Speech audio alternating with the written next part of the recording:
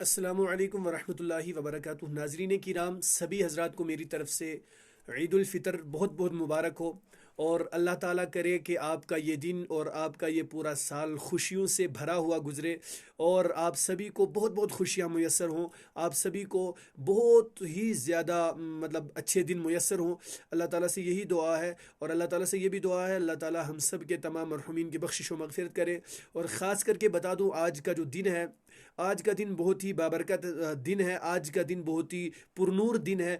आज के दिन में बहुत सारे गुनाहों की बख्शिश व मगफिरत हो जाती है। बहुत सारे गुनहगारों को मुआफ़ कर दिया जाता है। बहुत सारे लोगों को आज के दिन जहन्नम से आज़ाद कर दिया जाता है। इसलिए अल्लाह ताला से हम यही दुआ करेंगे, अल्लाह ताला हम सब को भी जहन्नम से आज़ादी नसीब फरमाए और हम सब के गुनाहों को मुआफ़ फरमाए और हम सब की लग़ज़िशों को मुआफ़ फरमाए।